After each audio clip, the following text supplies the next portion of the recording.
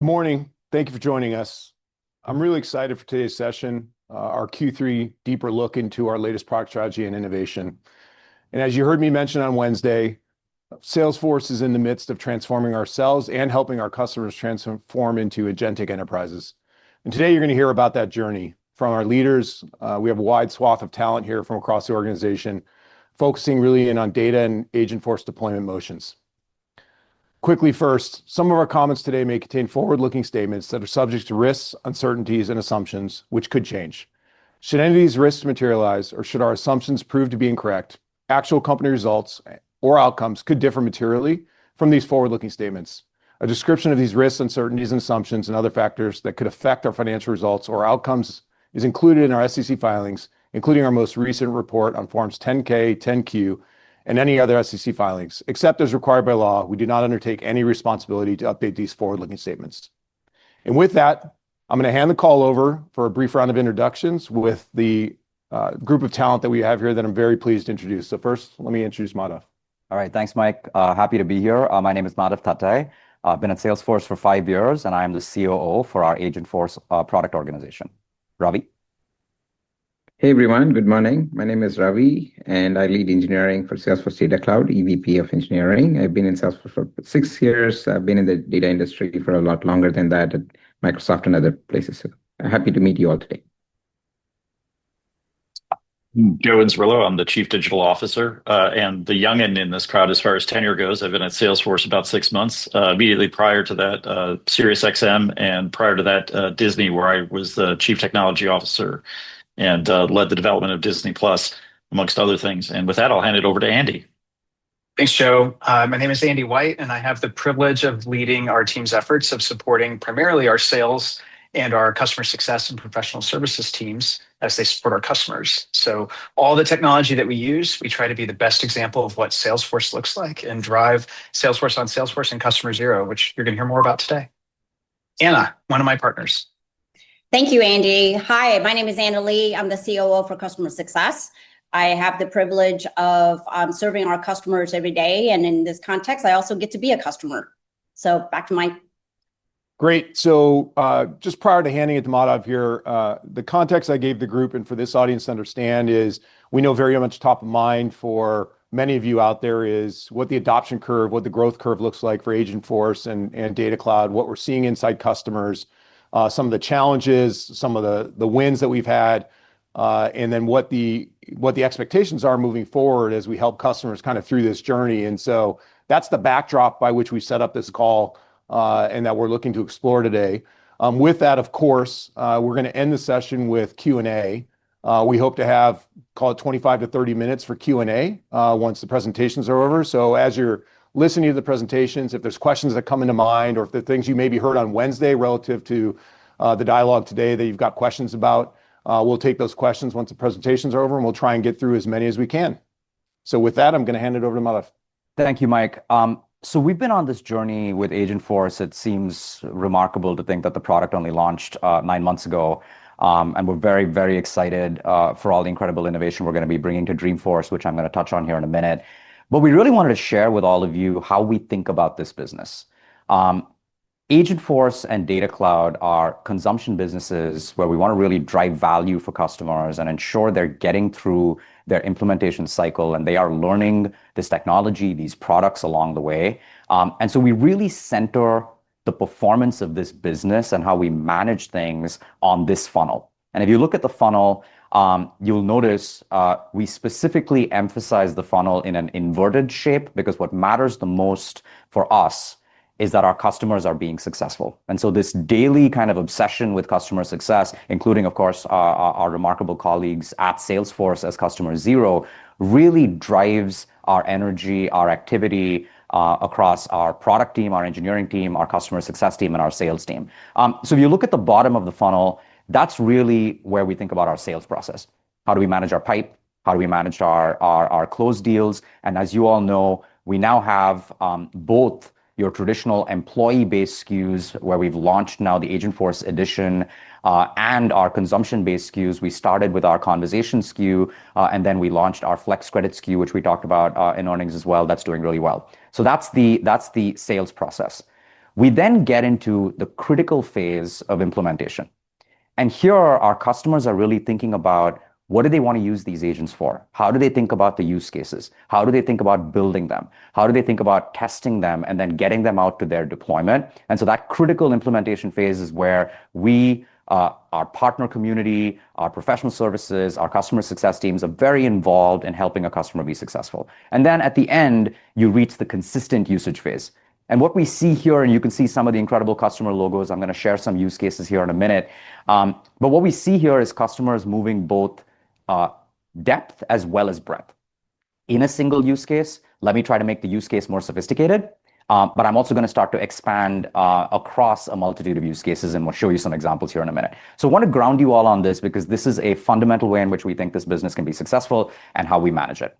Now, as we start going through this funnel, we really manage it with a variety of programs. Go to the next slide.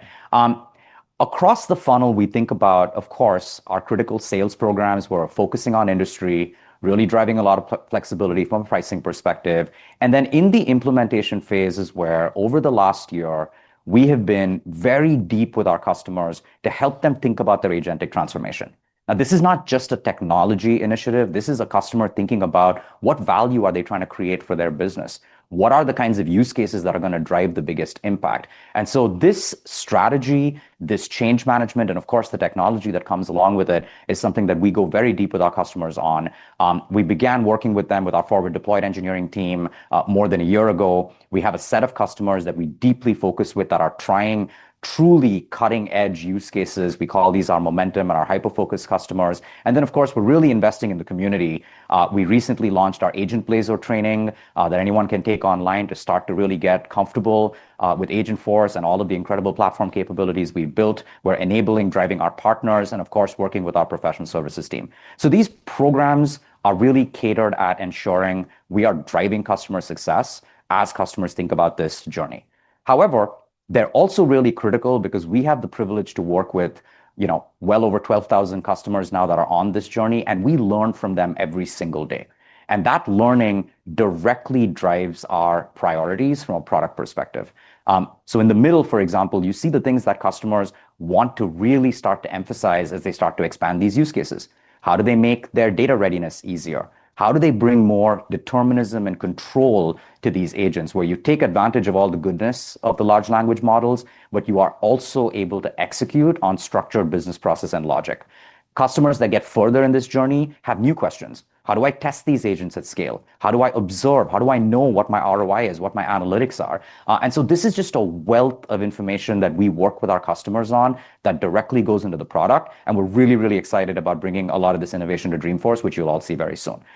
Before I wrap up and head to Ravi, I just want to show a few customer use cases of some incredible successes our customers have seen as they've been on this agent journey. And I'll touch on a couple of these. Indeed, of course, is an incredible customer of ours. And what's so inspiring about Indeed and their agentic transformation is that they've got a laser-focused North Star metric. They want to improve the time to which someone gets recruited by 50%. And that is an inspiring goal that will have a lot of impact on their constituents. Indeed is really working on a multitude of use cases with us. They've got use cases that face their candidates, which is the most important and critical experience that they've now expanded their footprint on significantly. Then they've got a whole host of business processes, verification, ensuring that you actually have the right employer matching, and then internal use cases that are driving productivity for their employees. So indeed, very, very inspiring use case. We'd also love to touch on Engine. This is a travel company based in EMEA, and they are performing cancellation processes, reservation processes, all using Agentforce. So this isn't just answering questions and simple FAQ. This is really going into core business logic at their company. And they're now projecting a pretty significant 15% improvement in their handle time, which of course is going to drive a lot of savings for them. And then finally, I'll touch on DirecTV. DirecTV is really going very deep on use cases that face their employees. How do they help their employees resolve billing resolution issues much faster? And they're one of our most significant consumers now of our Flex Credit product, really starting to drive this across their employee base to see productivity. So just wanted to give you a sense of a lot of different use cases that customers are doing right now. With that, I'll hand it over to Ravi to talk a little bit about Data Cloud. Awesome. As is evident from what Madhav is saying, all our customers are looking at agentic enterprise through the lens of the various use cases that they're looking at. That spans many different dimensions. As you all know, we have been on this journey of understanding customer data and intent and bringing all of the insights from across the enterprise and projecting it through our customer 360 across the space. We seem to be in the right place at the right time in the context of actually what the need is not just about data technologies, it's about deriving the context so that our agents can be more meaningful, more relevant, more timely across the space, all with a consistent platform for governance. So this is what is resonating very well with our customers. As example, Wyndham, they have been on this journey of trying to understand their customers more deeply, just customer facing, but how their company runs, how they think about their franchisees, and so on and so forth. So this pillar of data has really enabled us to unlock the entirety of the enterprise with the right context. If you look further, how are we really accomplishing that? If you go to the next slide, what we have been doing across the space is to can you please advance the slide, please? What we are seeing across the space is to really think about not just tapping structured data, which has usually been the realm of how I thought about it in the traditional CRM, but really unstructured data and how do we really bring together both the productivity employee curated content from Microsoft's ecosystem or Google's ecosystem or Slack, and putting that in context and being able to use that across sales, service, or across the space as it relates to something like tech and IT, as we are entering ITSM as well. You would see a plethora of these advancements come to market, whether we are ingesting or zero copying or searching across the enterprise to bring the right context is really been our focus. Now, moving on to the next slide, while you have all heard the financial numbers in the calls, not just this quarter, from before as well, what's really, really interesting is the usage and adoption. Across the board, whether it is FedEx or Indeed or Wyndham, what we are seeing again is the phenomenal adoption of not just ingest capabilities, but zero copy has taken off quite a bit with 30% of our traffic right now as it relates to data coming through external sources with data zero copy. Now, more important is also equally is the fact that we are activating a lot of interesting use cases. Customers often start with one, they come back and refuel the tank, as Miguel said in the earnings call as well. Just this quarter, Q2, we had 40% of our growth in ECB come from expansion deals where customers are seeing a lot more value and being able to not worry about how to expand from marketing into sales very easily, very quickly, because their platform is robust and set right. So that, best example to really articulate all of that is our customer zero. We at Salesforce are doing phenomenal work. And, Joe, maybe you can help the team understand how we are on. Great. Thanks, Ravi. So as mentioned, I'm the Chief Digital Officer, and the IT function reports into my organization. And so that includes the technology that we build and use ourselves. It also includes all the third-party technologies. So I think it makes me a good proxy for a lot of the customers that we are selling to, who are the CIOs, CXOs, inside or outside the company, I should say. And the challenge that I think that we have with this, but it's also the opportunity, is the agentic enterprise, or what we like to call the lean agentic enterprise, is really a new concept. And so much like when Salesforce started, and we weren't just selling a different version of CRM, we were selling SaaS, which was new at the time too. We had to educate the market, and we had to use ourselves as an example of what was possible in this new model. And so my team is really charged with using technology to help assist us to be the lean agentic enterprise. And I think there are all sorts of aspects of it. I'm not going to drain the slide, but I think when I really focused on it is there's no template for it. And so we have to be ruthlessly focused on data and prioritization and making sure that what we're doing, we're constantly measuring efficacy on. We can go to the next slide. This is also one of the things that we have from a strategic standpoint, core principles. And you can see like that focus on quality.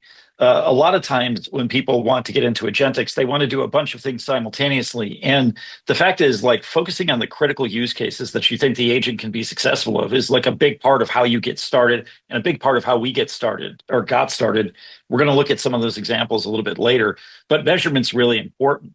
So a lot of times what people wind up with is if you're going to implement an agent, you come to realize that you don't actually have great instrumentation around the humans. And so if you're going to start to try to figure out, is this agent capable of doing this task as good or better, or can it offload, can it augment? You really have to have comprehensive measurement of the entire process. And that's obviously one of the things that's a core capability of Salesforce. But even ourselves as customer zero are finding that we have to put instrumentation more checkpoints at different spots inside of workflow so that we could actually like weave humans and agents working together in an observable and then continuously improving type of way. We go to the next slide. I think one of the things that's really important here is the fact that agents require the fact that people constantly have to attend to them. When I was working at Disney, the Marvel movie guys had a great saying, which was they never actually finished the movie, they just shipped it. And I think that's sort of the case with agents as well. We get agents to a point of efficacy where we find them that they're impacting the business or delivering value, but it's a continuous improvement. We get feedback from our customers that use it, internal customers and external customers, every single day. And so it's incumbent upon us to take that feedback to continue to improve the agent. And so that measurement I was speaking about, where the baseline is of what the current human performance of that particular task is one thing. But we're already starting to see where we're getting better than the humans at some of these very bespoke tasks that we're having agents do. And when the agent gets better, the only way that we can figure out what the real headroom is to constantly improve, test, and measure. And that's a big part of the process for developing the lean agentic enterprise. We go to the next slide. So this is a dashboard. The data is not real because obviously this would be market moving data. So this is a mock-up that we use from a sales standpoint to show people without showing the actual data. But I would say it is directionally exactly what's happening right now, and a dashboard that we built to talk about our SDR agent. And Mark mentioned this a little bit yesterday or Wednesday on the earnings side of it, where the SDR agent or the sales development agent is part of our sales agent. And what it does is it essentially cultivates leads. And those leads that it's cultivating, this one in particular, are leads that previously we had scored so low in propensity that they really got automated follow-up from the company. And humans were not reaching out to them just from a scale standpoint. We just couldn't possibly afford to have as many humans talking to all these people there because the hit rate was so low because the propensity was so low. What we now have is a sales agent that can autonomously work those leads. And from what I'd like to call the sawdust on the floor, we were able to pick this up and turn those leads into actual pipeline.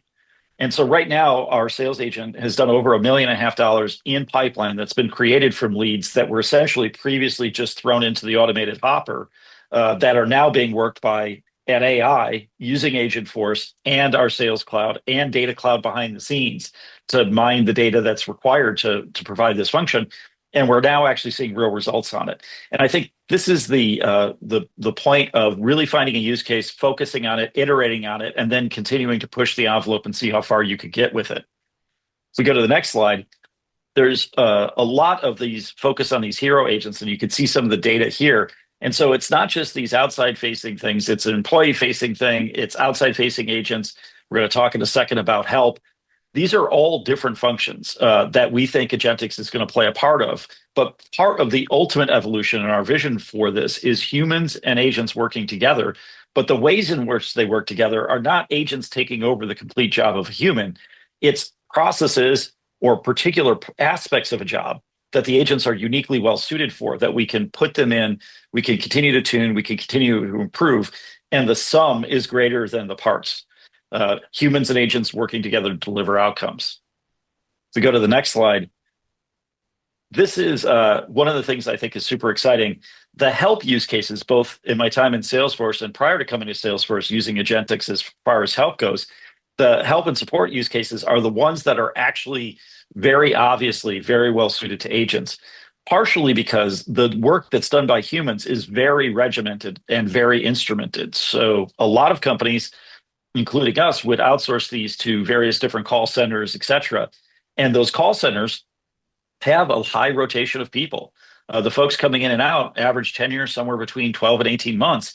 So you had to build a training curricula, i.e. you had data in a pretty good spot. You had to put instrumentation. You want to find out which of the reps is doing their job, and you were measuring outcomes.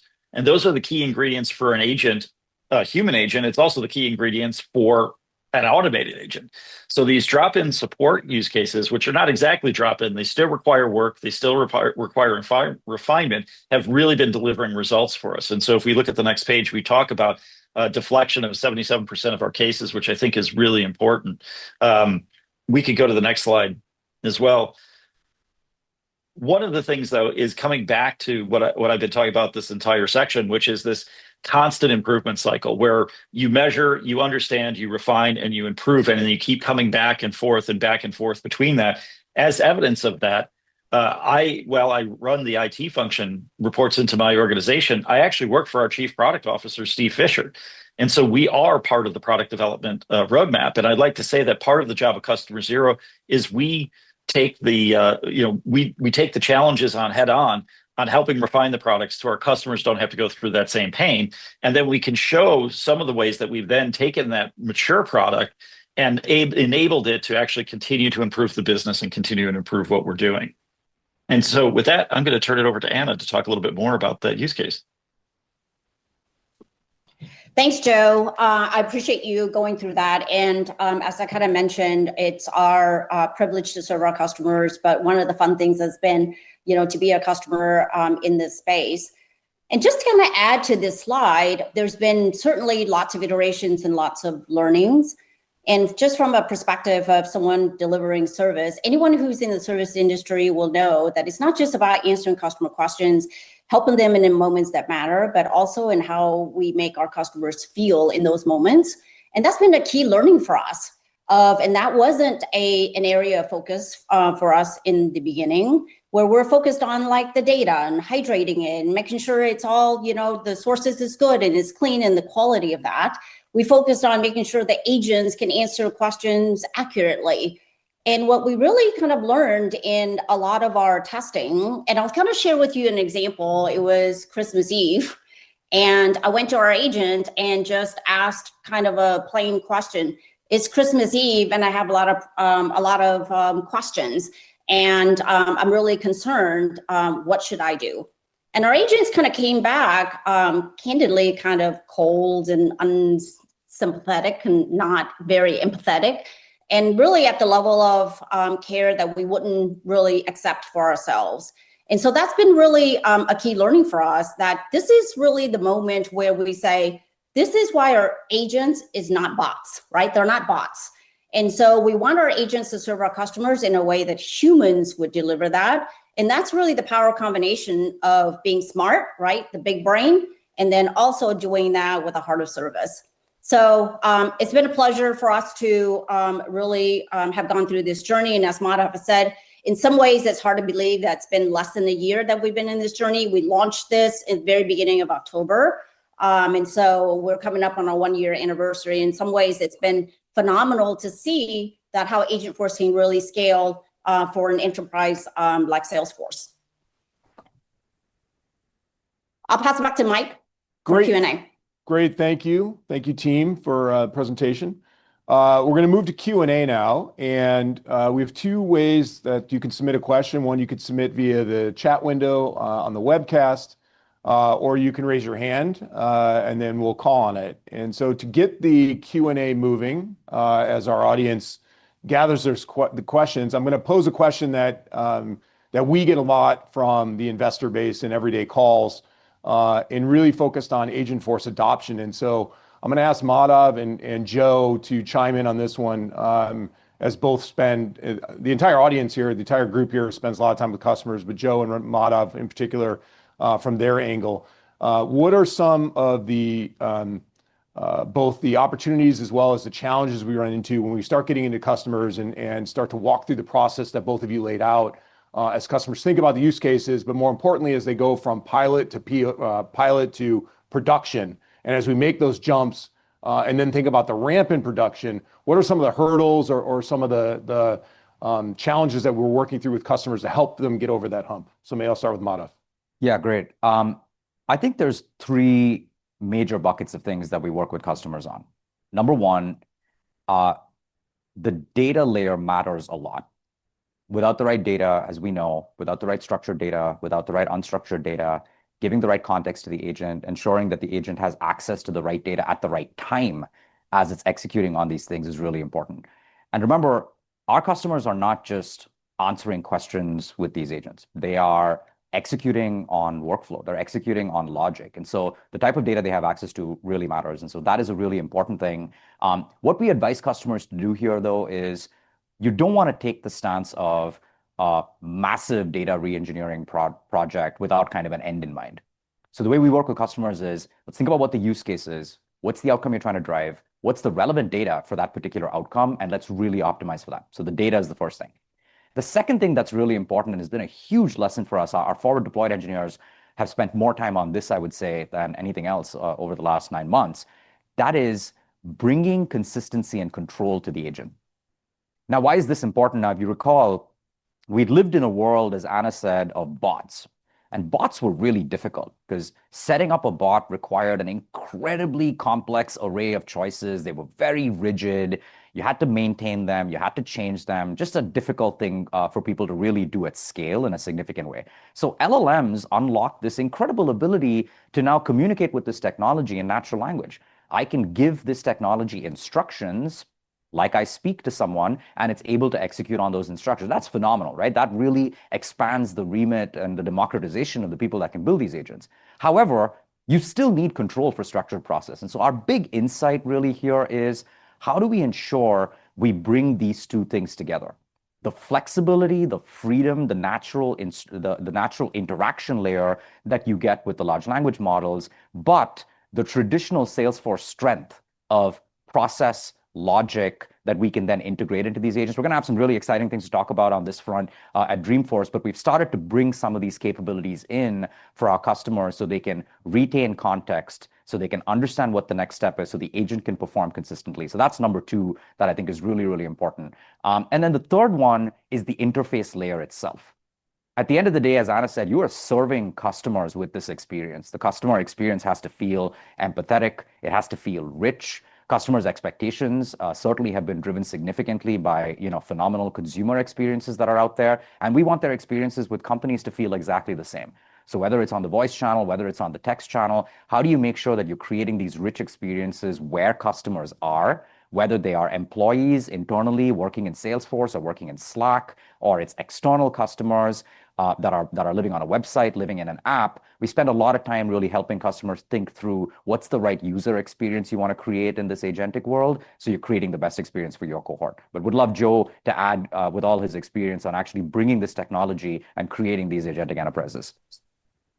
Thanks, Madhav. I obviously agree with everything that you said. I think it's certainly crucial. I'll take a slightly different lens on it, which is, over my career, I've implemented a bunch of different technologies from a bunch of different vendors. And there are 2 things that are really just radically different about agents. And it's just the new normal. The first of it is, it used to be that when you would try to do a pilot, that most of the work was getting the pilot to work. And then transitioning to production was work, but it was actually like just chopping wood at that point. You kind of knew what you were doing.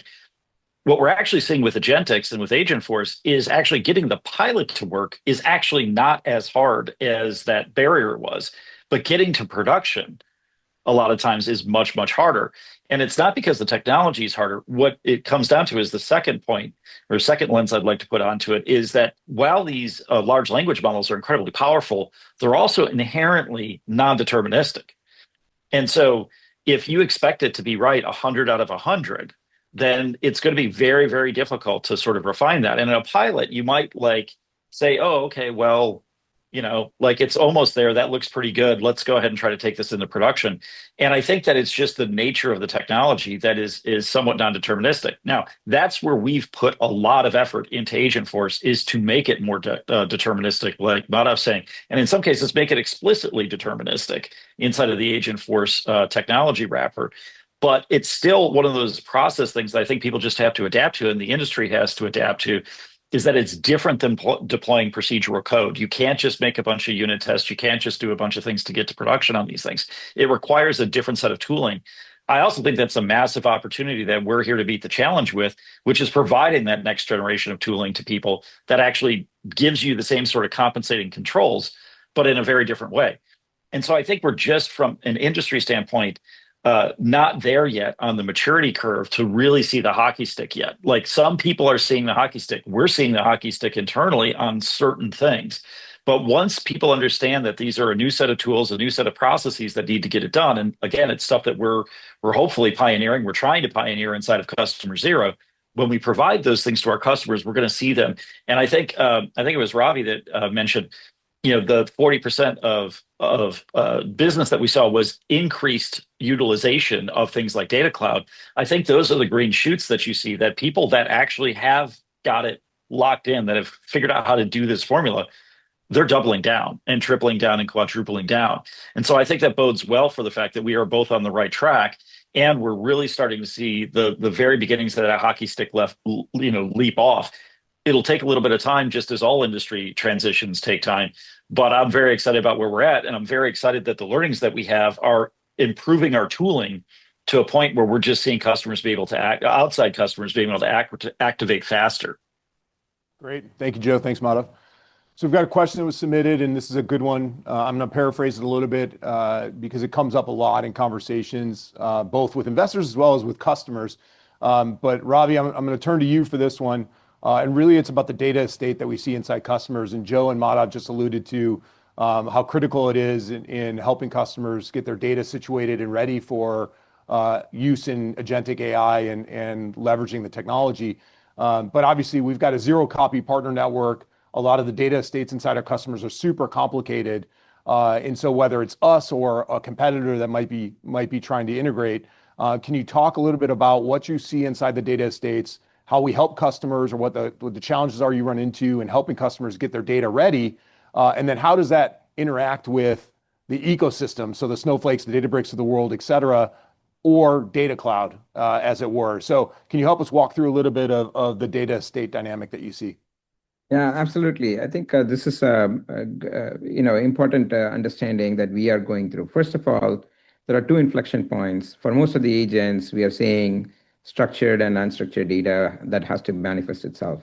Unstructured data, as you all know, is a brand new entire ecosystem of content that everybody is trying to process and grapple with. Just this quarter alone, we had about 150% increase in the volume of activity we are doing on the unstructured content. Now, the challenge with unstructured content is the following. First and foremost, there is a lot of nuance here from the perspective of the type of content. As example, we are working with a major medical device manufacturer, and they all deal with all their unstructured data in it's really flowcharts of troubleshooting guides and so on. That's very different from a banking customer, a large one in India, where it's all about policy documents, which is all tabular in detail. And that's very different from what you might see in the context of user manual from an auto manufacturer. These are all fundamentally different forms of data, different kinds of data that's unstructured. And we really need a lot of important innovations to come through to really make all of them ready for a variety of different use cases that we want to light up, whether it is customer-facing use cases, employee-facing use cases, and so on.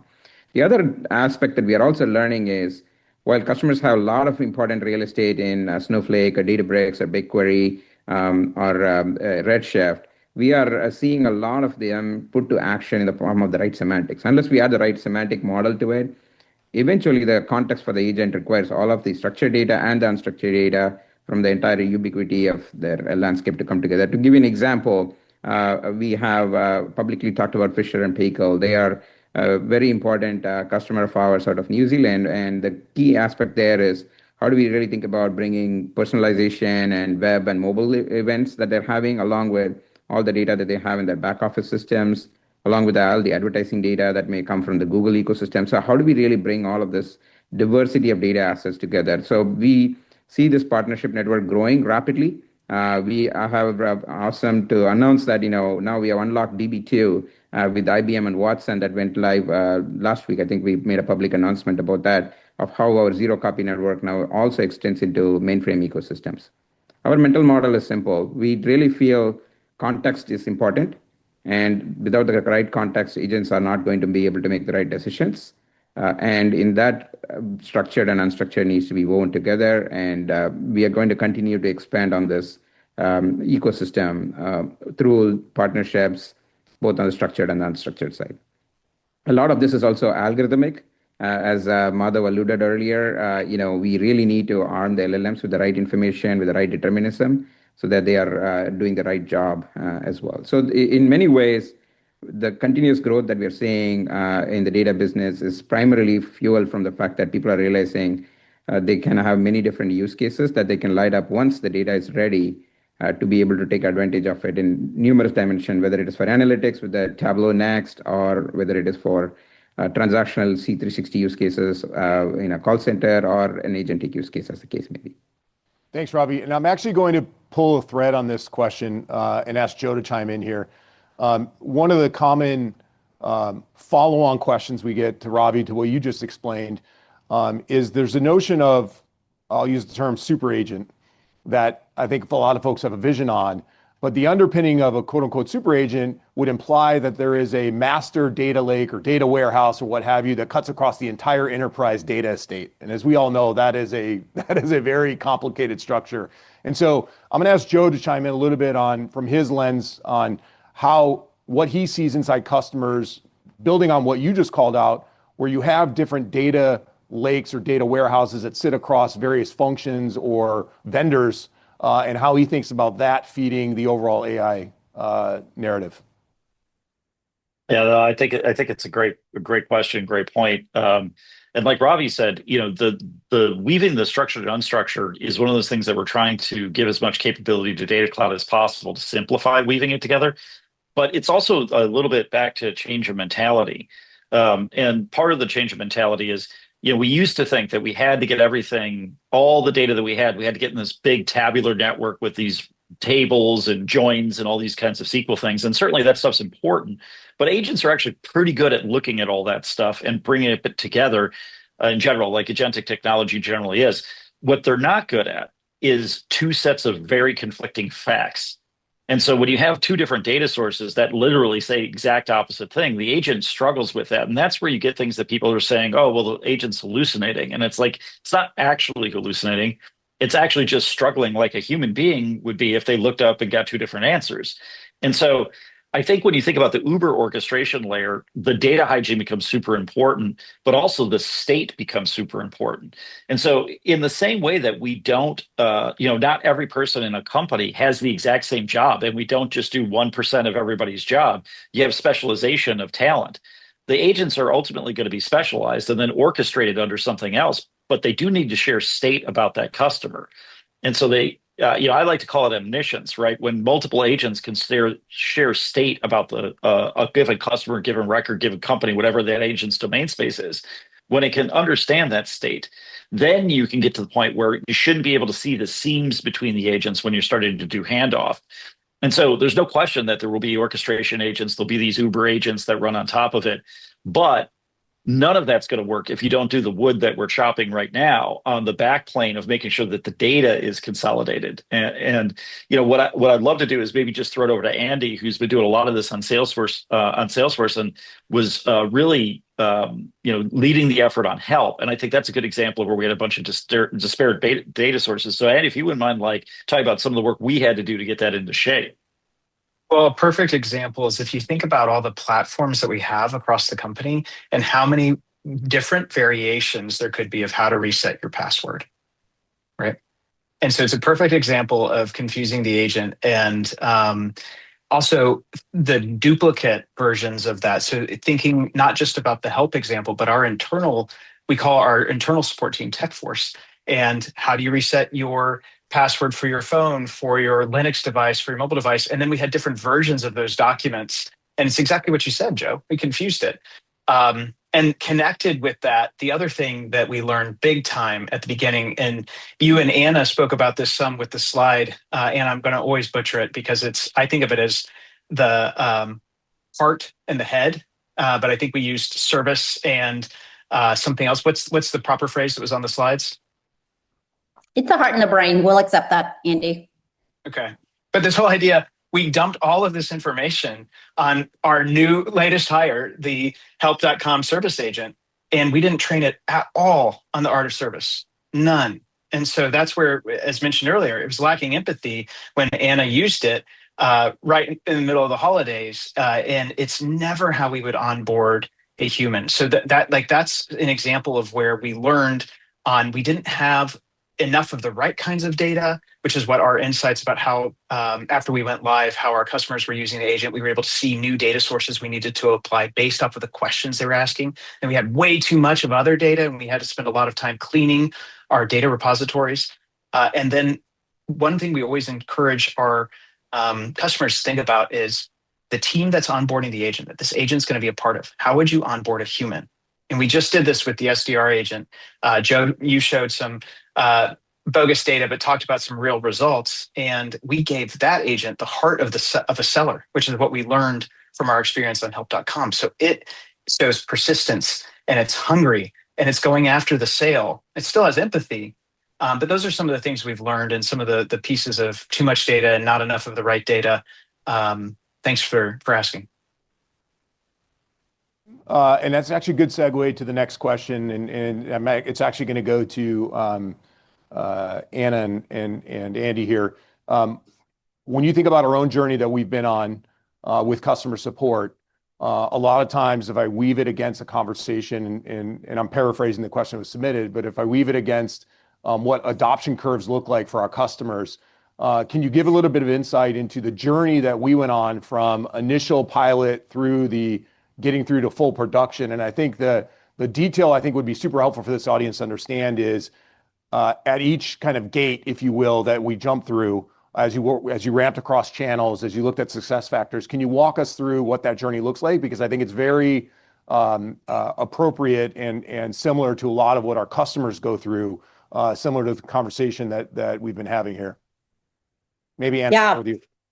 Yeah, I'll start. Thanks, Mike. That's a really great question. It's a conversation that we have quite often with our customers on what to expect.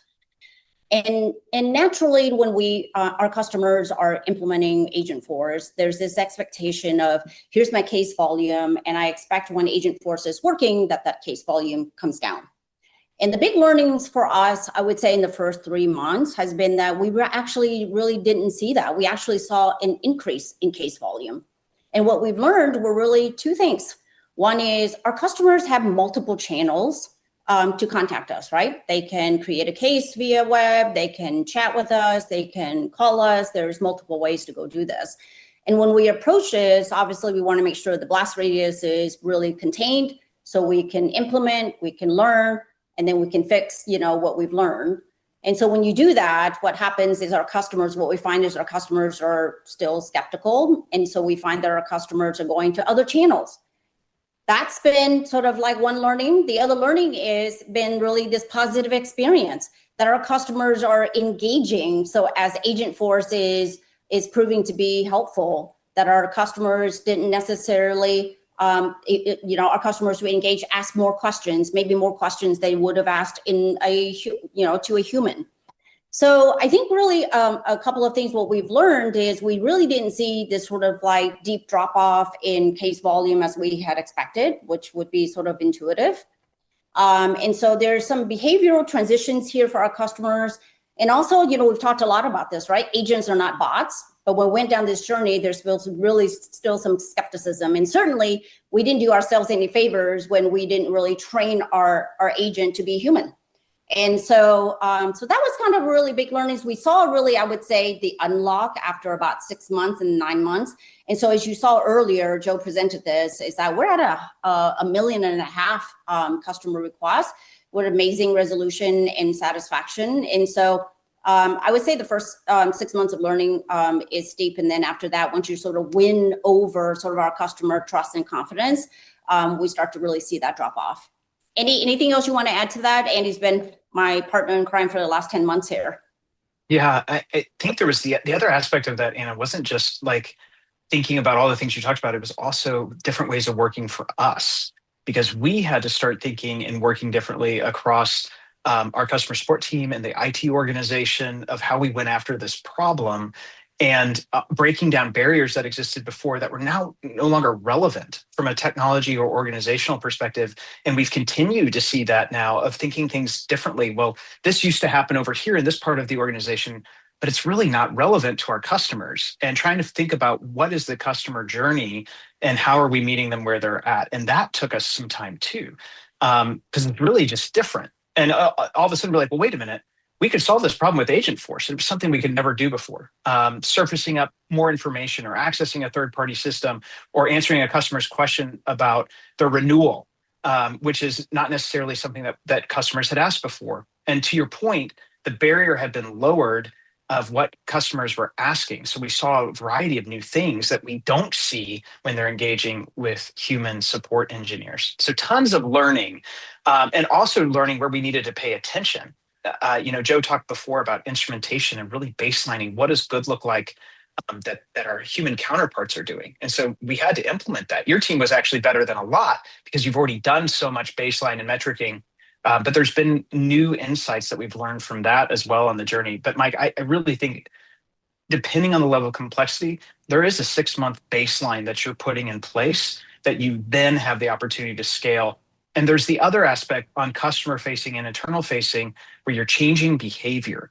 One key thing that Anna's team has done is taking away other avenues of doing things. And I think that's so important, whether that's external customers or internal. Like, I don't think agents are necessarily always best when they're additive. You should really be removing complexity and removing optionality out of the system. And the example I would give you about this is a lot of our customers have bookmarked a case submission form. And so we have over time removed the ability for different types of customers to access that form directly because Agentforce can solve their problem that would otherwise be routed to a customer support engineer. And so part of this is really talking about changing behavior. And like Anna said, showing, no, we have a better experience that we can provide for you. Don't submit that case. That's some of the things that come to mind. Perfect. Thanks. Yeah. And I love the example you left there with, Andy, because I talk about it with investors all the time. The moment of truth, if I go back 6 months, I can remember like it was yesterday. The moment of truth was when we decided to remove the contact us button on the website. And there was a lot of nervous energy in the room when we decided to do that. So, okay, we're getting some more questions in here now. And so we're going to turn a little bit more towards some external customer examples. And I'll give this one to Madhav here and others can chime in. But can you give us, Joe put up a good slide earlier that looked at different use cases across the enterprise and how we think about agentic enterprise. Can you walk through an example or two of customers that we're seeing today that we're actively working with that maybe started small and are starting to expand and what that looks like? Yeah, absolutely. I touched on a couple before, but they're worth kind of re-emphasizing. So the pattern that we see with customers is very common. And by the way, this was true for us at Salesforce as well. And Joe and his team have done a great job of really focusing our energy around canonical use cases we want to prove out while we run a lot of horizontal experiments, trying a lot of things. And you saw the slide of things that we've done. But 2 customers really come to mind that I think have really exemplified this. One is Indeed. As I said, they have such a clear North Star KPI, and any experience that they're doing really ties to that particular KPI. So this is not just kind of agents for the sake of agents. This is really very specific. They started out with, I would say, a pretty complex use case. Make their actual candidate process better.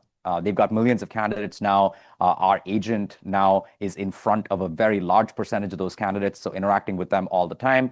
Started out with, hey, simple questions.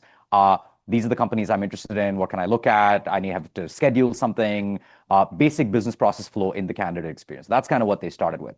Then they said, hey, if we're going to go do this now, we want to also make the humans better. So the actual humans in their operations teams, as they're interacting with candidates, how do we make them more productive by giving them better information about all of this rich interaction that the candidate just had with the agent?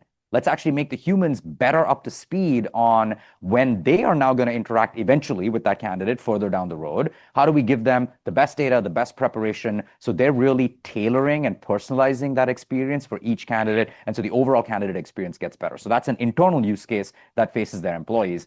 And now they're experimenting with saying, hey, very often in our workflow, many departments in our company are involved.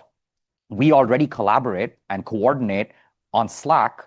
How about we ensure that the agents are surfaced on Slack as well, so we can actually make sure we're getting all that contextual information. We can make the agent more productive, make the swarm effectively more productive with these agents helping us. So that's a good example of a customer that you can just see You start with a customer-facing experience. You then think about how do I now, as I'm handing off to humans, make the humans more productive? And you think about in a collaborative, orchestrated system with both humans and agents, how do you make them productive? So that's a really good one. The second one that I love is Williams-Sonoma. Uh, Williams-Sonoma has an incredible bar for their customer experience. So when you think about buying something from Williams-Sonoma as a company and all the brands that are underneath them, they really have the customer experience in mind at every point of the journey. So their journey has really been, as I said earlier, both kind of vertical and horizontal. So what does vertical mean? Vertical means let's start with simple business process workflow. Where's my order? How do I get an order update? How do I cancel something? These are simple tasks that the agent can start to perform, and you have reliability and consistency in the agent performance. Then within that use case, they started adding more things. Oh, can I get product recommendations? Can I think about what a customer might want next? Can I start to tie it into the marketing and the sales journeys in some ways? And so you build depth in that agent experience. At the same time, they also have a lot of different businesses and a lot of different properties with fairly unique needs. So they've now taken this agentic experience horizontal across multiple different departments in the company that all have certain different versions of it, but all tied to the single vision for what the customer experience could be. So you see customers with that pattern as well, make a single agent more complex or start to make the experience more horizontal across different sub-businesses, different properties. Great. Thanks, Madhav. This next question is, I really like this next question from Hannah. And Joe, I'm going to ask you to answer it, but I won't read the whole thing. But the question basically revolves around inside our customers. And Mark mentioned on the call, overestimation 1 year, underestimate 5 years. And I think AI kind of squarely falls into that camp. Can you talk a little bit about embedded in the behaviors and what Madhav was just referring to, what you're seeing in customers and what you feel like are the let's call them the major milestones, even though it will vary by customer, but the milestones that kind of you expect to see and what you're hearing from customers over the next, call it what we're seeing now versus what you expect to happen 12 months from now, et cetera, that will help us increase velocity, if you will, of deployment, Agentforce and Data Cloud deployment. Yeah, I think it's a great question. I'll give an analogy that I think is helpful. It's sort of like self-driving cars.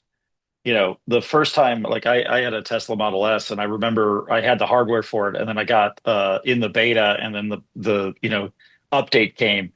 And the first time that I was driving the car, it's like I went around a curve on the expressway. Like I remember my hands were like, just air gapping, but huddling over that wheel, just like, is this thing actually going to work? Is it really going to make the turn? Oh my God, it made the turn. And now I think about it, I get on the expressway and like putting on auto steer, to get on the expressway and drive for a while. I don't even think about it. It just happens. It's like one of those things that I've just become accustomed to. And then when it does something weird, you're surprised. You're like, well, why did it do that weird thing? So I think that's a good proxy for agents, whereas initially people are very concerned. Is this agent going to say something weird? Is it going to like really mess up my customer support CSAT? Is it going to do these types of things? And I think Andy's timeline is right. We're looking to compress it as much as possible. So maybe for most people it would have been 12 months. Now it's 6. If it's 6 for us, can we make it 4 or 3 for our customer? And I think that's the type of thing that we're constantly like working on. But after that, then customers get more confidence in what it's doing. They just start to layer on more and more and more complexity to it, and it just becomes one of those things that's just part of the fabric of it. And Slack was mentioned earlier, and I think Slack is just I really do think it to some degree in this space, especially, it's one of Salesforce's secret weapons, because when you really are used to interacting with Slack, agentics, this sort of like way in which you parcel small amounts of information back and forth and get answers and things like that, is kind of exactly what agents are great at. And so what we see internally, for example, is when people use agentics, use an agentic agent, when they use it on a sort of much more robust interface, like one of our Lightning experiences in a cloud, and they use it in Slack, the sum of that is much larger than a person that uses each one of those modalities independently. And so I think what it shows is, again, the sum is greater than the parts when we get there, where people are going to start, they're going to be in this like soft simmer, and then the boil comes, and then they really start to double down. And then you really start to see this hockey stick escalation in usage. And that's sort of what we're seeing. Like it took us, Andy, keep me honest on this, but it took us something like probably 7 months to get to 1 million conversations and help. And then it feels like the last 500,000 is gone like that. It's like 3 months, and now it's like, we've added 50% to that number. And I think that's because for two reasons. Customers have gotten more comfortable with it. Our customers have gotten more comfortable with it. But it's also one of those things where we've gotten more comfortable with it. And so things like removing the submit form entry is a good example of, like, we removed it because we genuinely think it's better at this point. We think it's got a higher probability of helping a customer. And so I think everybody's going to go along their march, depending on the sort of data fluency and the data work that customers have already done to the data lake and aggregating their data and things like that. Because shorter or longer. That's why data cloud and what Ravi talked about with zero copy is so important. For customers that have been spending time for the last 5-6 years building a data lake and getting the data in one spot or in a federated array of spots, it's like, congratulations, you were right. You were 100% directionally right about what you had to do with your data strategy. Now you actually have something to do with it beyond just mine it for insights. You can actually put it to work and action that data in a real way that's impacting the business day in and day out. And so I think depending on where you are on your journey, you're going to see more or less acceleration from the companies, depending on where they come from. But there's zero question in my mind that everybody that we talk about that really gets that use case, gets it nailed. It's just they're doubling down because they get confidence in it. It's just like the self-driving car. You get confidence in it, you use it more. Great. Thanks, Joe. This next one, Ravi, I'm going to throw this one to you. Mark on the call on Wednesday referenced our data platform, is the way he referred to it, talking about Data Cloud, MuleSoft, and now, of course, Informatica coming into the fold, hopefully shortly. And can you talk a little bit about how you guys collectively in the data organization think about the collection of those assets, where they overlap, where they reinforce each other, especially as we fit Informatica into the family? Yeah, absolutely. I think we recognize the plethora of complexity that exists. To give you an example, we have customers who have on-prem data. They do definitely have some cloud warehouses in the mix. And they also have applications too, like a backend ERP system. And of course, they also have Salesforce. And they want to do analytics use case. They want to do transactional use case. They want to do agentic use case. If you really see, there are different tools that we need to bring to bear so that we get the line of sight from each one of them. As example, with Informatica, we believe strongly that we will have a much easier line of sight to all the on-prem assets and infrastructure that matters the most, particularly in the back office systems. Similarly, Mule, as example, is a great asset when we see lots of customers integrate with their existing application ecosystem that they might have, whether it's SAP or something else that is relevant to them. Now, with the investments that we have made deeply within Data Cloud itself, we are now able to advance quite a bit in terms of having 270 plus native connectors to technologies that might be available with the line of sight directly on the website. On the internet, on any of the hyperscalers. They could be in Azure or Google or AWS ecosystem. And the confluence of all of this is really to understand the customer data, understand the semantics. We believe strongly in data fluidity. It's not going to be one solution, as Joe alluded to. Even in SiriusXM, there are so much differences that exist. Same in Salesforce ourselves. So we think that the more we do to provide bridges and make the data fluid, the better off we are in being able to actually curate the understanding, drive the right semantics, and then be able to activate it with the right context in different places. Another dimension to this is governance and security. I think this is another paramount important aspect that we think is going to become more at play as you have a world of multiple agents, both within the enterprise and across the enterprise that needs to collaborate. And how do we really provide the right level of granular security and access control so that just like humans, you really need to guard the information these agents are going to consume. And how do we really, build that logical layer across the stack is also equally important. So we see all these assets coming to bear in the context of the maturity of the data platform, as Mark alluded to, in the form of having good governance, security, catalog, lineage, all of the conversations that we have had with being able to reach into the on-prem and on the cloud across the cloud vendors and applications. So in many ways, the big shift here is not so much as data center of gravity, where the data needs to be in one place. It's more about fluidity and how do we still give all the semantics that is required for all the mature features that are required for agents. Great. Thank you, Ravi. We've got time. I'm going to shoehorn one more question in here because I like it and we get it a lot from investors. I'm going to hand it to Madhav. But how do we think about, from a product offering standpoint, vertical specific use cases? We've obviously led that charge on the SaaS side of the business with our industry solutions, but it comes up a lot in terms of how do we help our healthcare or financial service customers, et cetera, ramp fast on Agentforce. So maybe you can talk about that. Yeah, I would love to. We've got very industry specific business processes and logic in Salesforce for a long time. We invested in this in our industry apps. And Ravi just said something that's really important. Our strategy ultimately is about using that data fluidity to drive action gravity.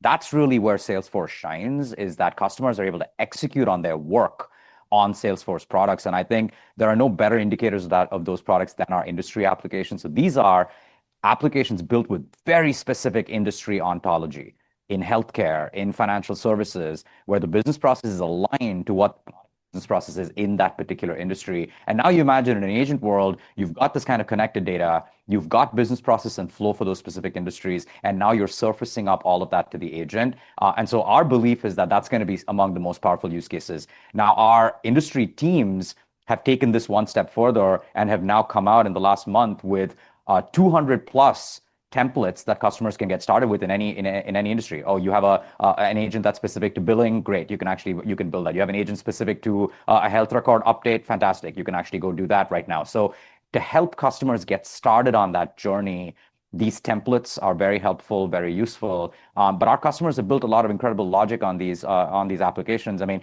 Banco Ripley was one of the customers that I skipped over in the slide. That's incredible.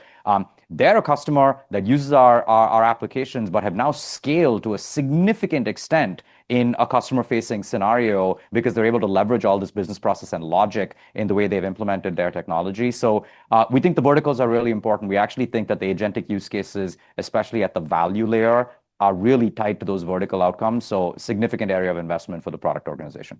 Great. Thanks, Madhav. I want to thank all the leaders for joining me today. I've really enjoyed the conversation.